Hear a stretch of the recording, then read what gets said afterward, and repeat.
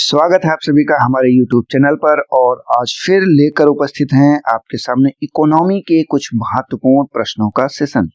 तो आप सभी बिल्कुल तैयार होंगे, तो बिना देर किए चलते हैं आज के सेशन पे। आज का हमारा पहला प्रश्न है, भारत सरकार की राजकोषीय नीति का निम्नलिखित में से कौन सा उद्देश्य नहीं है। यहाँ पे नहीं पूछा गया है। आर्थिक स्थिरता, विकास को बढ़ावा देना, पूर्ण रोजगार, संसाधनों का समान वितरण। तो इसमें से याद रखना है कि जो यहाँ पे पूर्ण रोजगार है, देखिए एब्सोल्यूट रोजगार की बात करते हैं, जहां पे कोई एब्सोल्यूट टर्म आता है तो वो तो पूरा हो ही नहीं सकता, क्योंकि वो पूरी तरह से है। तो कहीं ना कहीं पूर्ण रोजगार संभव नहीं है। इसीलिए राजकोषीय जो नीति होती है, इसका कभी भी यह उद्देश्य नहीं होता है। बाकी आर्थिक स्थिरता हो गया, विकास को बढ़ावा देना हो गया, संसाधनों का समान वितरण हो गया, ये सभी इसके उद्देश्य होते हैं। क्लियर? तो इसका सी आंसर आपका सही हो जाएगा। चलते हैं हम अपने अगले क्वेश्चन पे।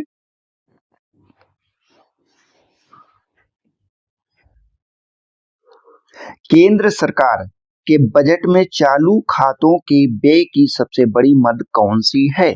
रक्षा व्यय, ब्याज भुगतान है, सब्सिडी है या फिर वेतन है? तो यहाँ पे याद रखिएगा, जो भारत सरकार लोन लेती है, उस लोन का जो ब्याज होता है, ब्याज को चुकाने के लिए ही चालू खाते में सबसे ज्यादा ब्याज भुगतान मद ही शामिल हो जाती है। क्यों?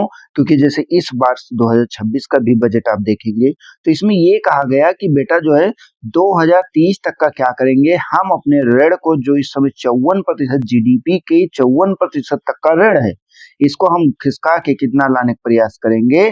50% लाने का प्रयास करेंगे। कब तक के लिए? 2030 तक का लक्ष्य देखिए क्या है, हम ब्याज नहीं लेंगे। तो इसीलिए जो है यही आपका ब्याज भुगतान मतलब जो होता है, लोन होता है, ये सबसे ज्यादा जो है ये ऑप्शन आ जाता है। क्लियर? चलते हैं अगले क्वेश्चन पे।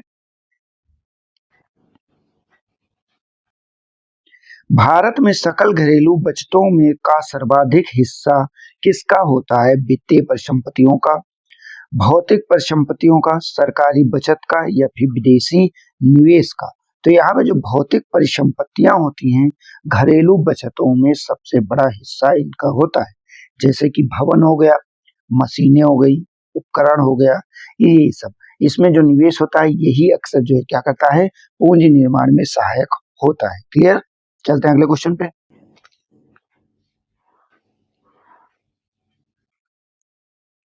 लेखानुदान, ओट ऑन अकाउंट, संघ सरकार को किसकी अनुमति प्रदान करता है? कर लगाने की, ऋण लेने की, निश्चित अवधि के लिए भारतीय संचित निधि से धन निकालने की या फिर बजट संशोधन की? तो बेटा जो लेखानुदान है, यह संसद द्वारा पारित एक अस्थायी प्रावधान होता है, ये परमानेंट नहीं होता है, जिसके माध्यम से क्या होता है, सरकार कुछ समय के लिए, एक निश्चित अवधि के लिए कुछ धन को निकाल सकती है। उस धन निकालने की अनुमति मिल जाती है। सामान्यतः क्या होता है, ये 2 माह होता है, 2 मंथ। तो इसे आपको याद रखना है। क्लियर बेटा? चलते हैं अगले क्वेश्चन पे हम। भारत में दीर्घकालीन राजकोषीय नीति की घोषणा किसने की थी? मनमोहन सिंह ने की थी, पी चिदम्बरम ने की थी, वीपी सिंह ने किया था या फिर यशवंत सिन्हा ने किया था? तो यहाँ पे दीर्घकालीन राजकोषीय नीति की जो बात कर रहे हैं, ये वीपी सिंह की सरकार में किया गया था। क्यों? क्योंकि ये 1985 की बात है। 1985 में जो वित्त मंत्री वीपी सिंह थे, उनके द्वारा इसको लाया गया था। उद्देश्य क्या था? कर प्रणाली को सरल बनाना एवं राजकीय जो राजकोषीय घाटा होता है, राजकोषीय घाटे को नियंत्रित करना। क्लियर? चलते हैं अगले क्वेश्चन पे हम।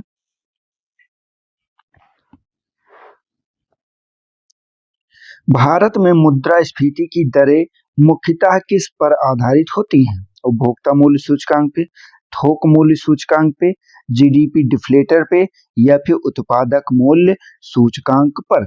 तो बेटा यहाँ पे याद रखिएगा, जो यहाँ पे मुद्रास्फीति होती है, इन्फ्लेशन होता है, इन्फ्लेशन रेट को कैलकुलेट करने के लिए हमेशा सीपीआई का प्रयोग किया जाता है। ठीक? और वहीं पे एक चीज बात करते हैं, मुद्रास्फीति की जो दरें होती हैं, ये किस पे निर्धारित होती हैं? तो ये जो परंपरागत रूप से होता है, ये आपके थोक मूल्य सूचकांक डब्ल्यूपीआई पर निर्भर करता है।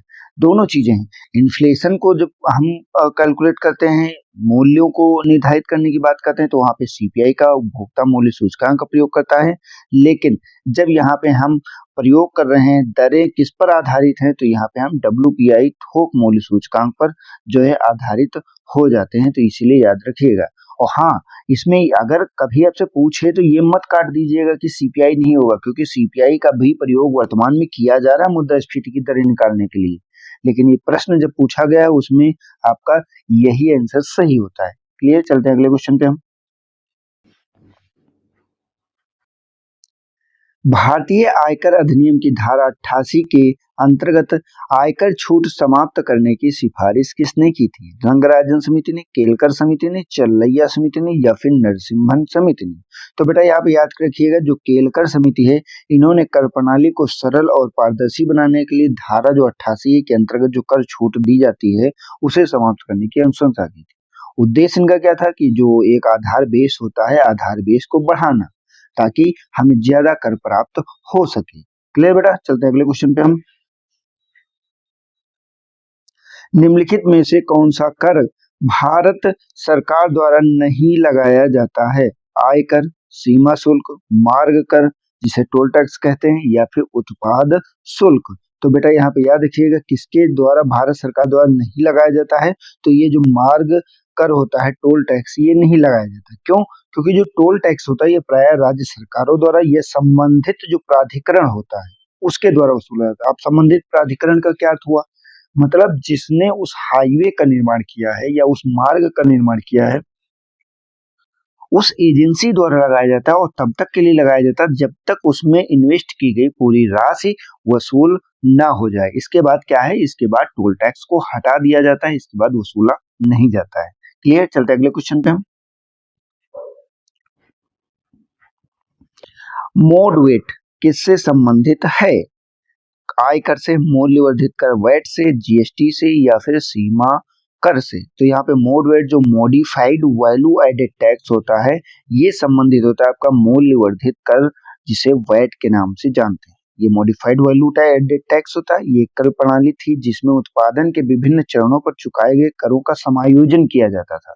जैसे कि हमने देखा सिंपल सा, जब ब्रेड बनाने की प्रक्रिया होती है तो उसमें क्या होता है, पहले मैदे का निर्माण होगा, फिर मैदा जाएगा अगली फैक्ट्री में, वहां पे उसका ब्रेड का निर्माण होगा। तो इसी तरह से जो कई चरणों में कर लगाया जाता था, तो ये मोड वैट के तहत उस हर चरण पे लगाए गए करों को हटाया जाता था, यह समायोजन करने का प्रयास किया जाता था। क्लियर, चलते अगले क्वेश्चन पे हम। भारत में पहली बार व्यय कर लगाने का सुझाव किसने दिया था? KN राज ने, कार्डर ने, महान लोबिश ने या फिर अमर्त्य सेन ने? तो यहाँ पे याद रखिएगा, जो ब्रिटिश अर्थशास्त्री निकोलस कार्डर, ठीक, इन्होंने ही भारत में व्यय कर लगाने का सुझाव दिया था। इसका उद्देश्य था उच्च आय वर्ग जो है उसकी खपत पर कर लगाना, ठीक, जिससे उसे लाभ प्राप्त हो सके, सरकार को लाभ प्राप्त हो सके। क्लियर, चलते अगले क्वेश्चन पे हम। वह कर जो संघ द्वारा लगाया तथा वसूला जाता है किंतु संघ एवं राज्यों में बांटा भी जाता है। कृषि आय कर, संपत्ति कर, कृषि आय के अतिरिक्त अन्य आय पर कर, बिक्री कर। तो बेटा यहाँ पे याद रखिएगा, जो कृषि आय होती है के अतिरिक्त जो अन्य आय पर कर होती है उसे जो है केंद्र के द्वारा लगाया भी जाता है, वसूला भी जाता है, लेकिन राज्यों के बीच में बांटा भी जाता है। इसकी सिफारिश कौन करता है, कितना दिया जाएगा कितना नहीं दिया जाएगा, उसके लिए वित्त आयोग का गठन किया जाता है। क्लियर, चलता है अगले क्वेश्चन पे। भारत सरकार की आय का सबसे बड़ा स्रोत कौन सा है? आयकर है, GST है, उत्पाद शुल्क है या फिर सीमा शुल्क है? तो बेटा जो उत्पाद शुल्क होता है ये सबसे बड़ा जो है आय का स्रोत बनता है भारत सरकार की जो है। इसमें देश में उत्पादित वस्तुओं पर जो कर लगाया जाता है, जो अप्रत्यक्ष कर है, ये राजस्व का सबसे महत्वपूर्ण हिस्सा हो जाता है। चलते हैं अगले क्वेश्चन पे। भारत में केंद्र सरकार की कर आय के दो सबसे बड़े स्रोत कौन कौन से हैं? आयकर, संपत्ति कर, केंद्रीय उत्पाद कर, सीमा शुल्क या कृषि कर या फिर मनोरंजन कर? तो यहाँ पे जो केंद्रीय उत्पाद कर है, क्योंकि अभी लास्ट में हमने देखा उत्पादों पर लगाया जाने वाला कर सर्वाधिक होता है, तो इसमें जो आपका सेंट्रल एक्साइज ड्यूटी होती है ये सबसे ज्यादा जो है योगदान देता है। वर्तमान समय में अगर बात करते हैं तो GST सबसे ज्यादा प्रमुख हो जाता है। ठीक, क्लियर। हम चलते हैं अपने अगले क्वेश्चन पे।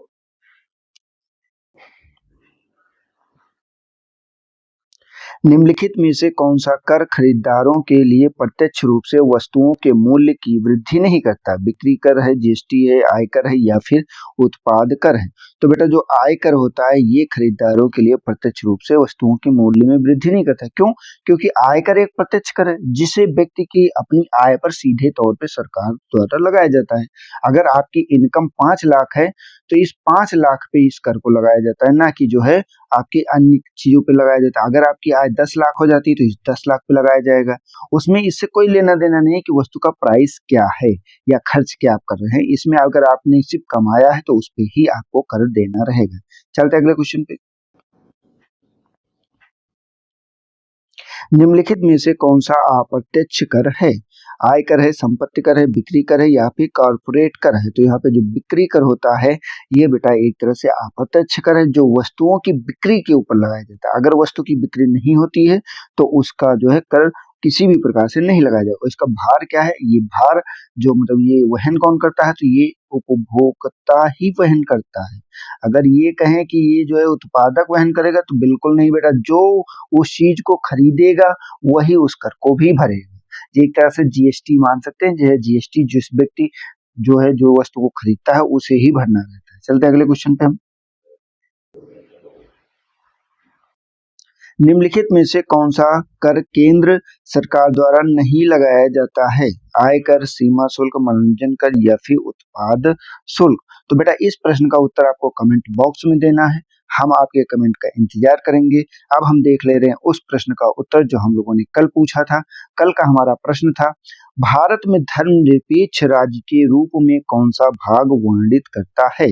ठीक, भाग 3 प्रस्तावना, भाग 4 या फिर अनुसूची 7। तो बेटा यहाँ पे प्रस्तावना एकदम सही हो जाता है, जो कि जो 42वां संविधान संशोधन 1976 है उसके माध्यम से पंथ निरपेक्ष शब्द को जोड़ा गया था।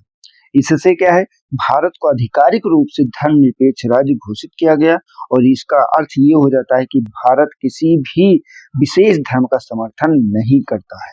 ठीक, उसके लिए सभी धर्म एक समान। तो बेटा आज के इस सेशन में हम लोग इतना ही रखते हैं। कल एक मोस्ट इंपोर्टेंट सेशन लेकर फिर से उपस्थित होंगे। इसके लिए आप हमारे चैनल को सब्सक्राइब कीजिए, वीडियो को लाइक कीजिए और अधिक से अधिक अपने दोस्तों को शेयर कीजिए। मिलते हैं कल, तब तक के लिए जय हिंद, जय भारत, आपका दिन शुभ।